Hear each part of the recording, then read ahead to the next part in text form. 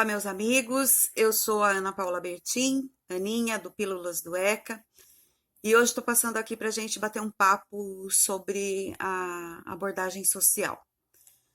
Abordagem social que gera dúvida, conselheiros tutelares sendo acionados quando acontece alguma coisa na rua, esse entendimento de que onde há criança há a necessidade da presença de um conselheiro tutelar. Então, para responder a todos, eu resolvi fazer um estudo da resolução 109 do CNAS, que traz a abordagem social dentro da proteção especial, e está lá no item 2º, na média complexidade. Então, o nome do serviço é Serviço Especializado em Abordagem Social. O que é esse serviço? Porque para muitos a abordagem social ela é uma incógnita. Então, vamos ver o que é que tá, o que a resolução nos traz, porque se a gente tem dificuldade de explicar para o conselheiro tutelar qual é a função dele, e muitas vezes há o entendimento por parte do equipamento de que é função do conselheiro tutelar, nós entendemos que está na hora da gente explicar para o assistente social ou para a equipe técnica do CREAS qual é o papel dele nesse serviço. Acho que fica mais fácil a gente explicar para o profissional que é o detentor da atribuição, relembrar a resolução para que ele não cometa o erro de passar para o conselho tutelar aquilo que é função dele, ou até mesmo induzindo o conselheiro tutelar a cometer o crime de usurpação pública, que é a função da assistência. Então, vamos lá. Qual é o nome do serviço? O serviço se chama Serviço Especializado em Abordagem Social. O que a resolução nos traz escrito? Que é um serviço ofertado de forma continuada e programada, com a finalidade de assegurar trabalho social de abordagem e busca ativa que identifique nos territórios a incidência de trabalho infantil, exploração sexual de crianças e adolescentes, situação de rua, dentre outras.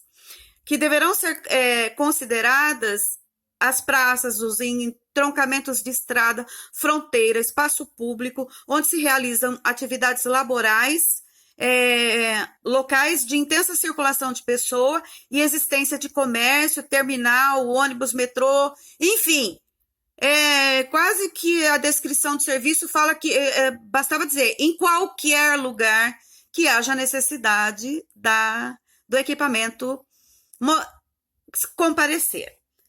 E aí aqui diz também, o serviço deve buscar a resolução da necessidade imediata e promover a inserção na rede de serviços socioassistenciais e demais políticas públicas na perspectiva de garantir direitos. Quem são os usuários desse serviço? Crianças, adolescentes, jovens, adultos, idosos e famílias que utilizam o espaço público como forma de moradia ou sobrevivência. Então, não resta dúvida que é a abordagem social que deve comparecer ao local e com uma abordagem diferenciada de punição e o que está intrínseco no coletivo social de que tudo que tem conselho tem criança. Então, eu tenho aqui, sentada na porta do supermercado, uma senhora em situação de mendicância, com uma criança no colo, e ela não pode ficar aqui. Então, chama o conselho tutelar para dar um susto e mandar embora. Não, essa família, se ela está em situação de mendicância, ela está em situação de vulnerabilidade social. Então, cabe ao serviço de abordagem social promover essa família. Porque pode ser que ela não tenha residência, pode ser que ela não esteja inserida nos programas de transferência de renda, pode ser que aquela criança esteja fora da escola, pode ser que inúmeros fatores tenham levado ela à situação de rua. Então, qual que é o objetivo da abordagem social? É construir um processo de saída das ruas, possibilitar as condições de acesso à rede de serviço, identificar famílias e indivíduos com direito violado, qual é a natureza da violação, em que condições ela está vivendo, as estratégias de sobrevivência, procedência, aspiração, desejo, ou seja, devolver a cidadania para aquela família ou para aquela pessoa. Promover ações de sensibilização para a divulgação do trabalho realizado, os direitos, as necessidades. E aqui eu faço um apelo para os colegas que, assim como eu, tiveram 4 anos lá, sentadinhas, lá nos bancos acadêmicos, aprendendo o que é dar acesso a direito. Então, vamos colocar em prática e, principalmente, vamos relembrar o código de ética da nossa profissão, profissão de formação, de base, para que é que a gente existe.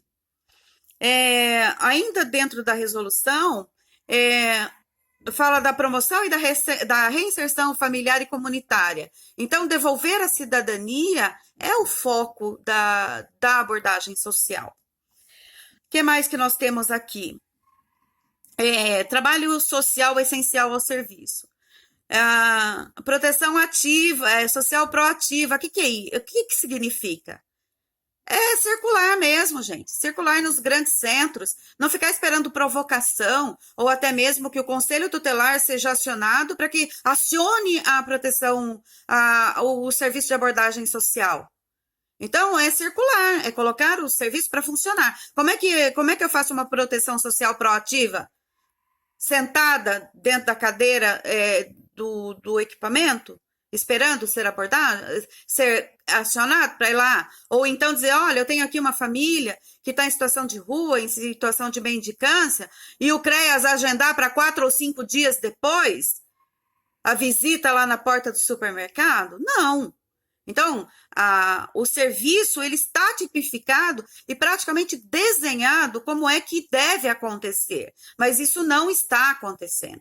E principalmente em tempos de pandemia, o que nós estamos vivenciando é a situação de ouvir do equipamento que, por conta do risco, aliás, ouvir de um serviço que é elencado como serviço essencial, de que não está fazendo a abordagem social para as pessoas em situação de rua, porque está se prevenindo do contágio do vírus, eu acho que é um contrassenso, porque a polícia está na rua, os profissionais de saúde estão nas trincheiras lá, enfrentando a situação relacionada à saúde, mas a assistência social, que neste momento de pandemia nos traz um maior número de casos de necessidade de abordagem, nós vemos as prefeituras com a equipe técnica reduzida, e eu não estou responsabilizando ou usando de uma forma mais pesada, culpando os técnicos. Eu estou chamando para a responsabilidade o município. Porque nós não podemos, num momento desse, ter equipamentos fragilizados e com equipe mínima reduzida. Não dá para sobrecarregar 2 técnicos ou 3 técnicos para dar conta de uma população de 20 mil habitantes, 100 mil habitantes. Mas nós também não podemos fazer vista grossa que o problema está acontecendo. Então, precisamos sim ter o serviço na rua e não podemos jamais delegar ao Conselho Tutelar que assuma uma responsabilidade que não é sua, porque o Conselho Tutelar não tem técnica para isso. Não tem. E mesmo que dentro dos conselhos tutelares exista alguém com formação superior técnica, ele não faz parte do aparato da assistência social do município. Então, nós precisamos nos atentar para isso. Continuando aqui dentro da resolução, eu acho que está praticamente desenhado o que eu trouxe aqui, tem uma outra coisa muito importante que ele fala sobre o período de funcionamento. E a resolução, ela deixa claro que o serviço é ininterrupto, e ininterrupto entenda-se 24 horas e de acordo com a especificidade do território. Qual é a unidade que vai trabalhar com isso? Aqui a resolução diz que é o Centro de Referência Especializado em Assistência Social, que é o CREAS, ou uma unidade específica referenciada ao CREAS, ou seja, o município não tem número de habitantes que justifique um CREAS, mas a proteção média, se existe demanda, tem que haver o serviço. E a recomendação é que exista pelo menos um técnico para o serviço. E para que tudo isso serve? Né? Qual que é o impacto esperado? Não é a política de higienização, não é. Não é tirar a pessoa da minha frente, não é tirar pobre de circulação. É contribuir para a redução da violação de direito socioassistencial e os seus agravamentos e reincidência, porque às vezes a situação de mendicância ela é só a ponta do iceberg, a proteção social para as famílias e indivíduos, a identificação da situação de violação de direito e a redução do número de pessoas em situação de risco. Por que a gente traz isso? Porque todos os dias, através dos nossos grupos, eu e o Giovanni Borges, a gente responde a mesma coisa. O Conselho Tutelar foi acionado porque tem uma criança em tal lugar. Então, tanto os conselheiros tutelares, quanto os técnicos de referência, quanto todos os atores do sistema de garantia de direito, e principalmente a população, precisa aprender a acionar o serviço correto, e o serviço precisa se apoderar, se incorporar a sua atribuição e fazer a busca ativa de maneira proativa. Não dá mais para a gente ficar fazendo trabalho apenas de gabinete, sentado e esperando que a demanda apareça. Porque por trás de uma comunicação de violação de direito, existe a falha que é obrigação do Conselho Tutelar zelar e restabelecer o direito, porque ela pode ser cometida pela família, ela pode ser cometida pelo Estado ou em razão de própria conduta. E neste caso, quando há a situação de vulnerabilidade extrema que leva a família a uma situação de rua e até de mendicância, é porque todos já falharam. Então, está na hora do Estado assumir o seu papel e aos técnicos começarem a cobrar do serviço. Não é porque estamos numa equipe de 4 técnicos e não damos conta que nós não temos a obrigação ética de cobrar do município que se ofereça de forma regular o serviço que é obrigação do município. Estamos à disposição através dos nossos canais para esclarecer dúvida. Um forte abraço e fica aqui a dica da Aninha.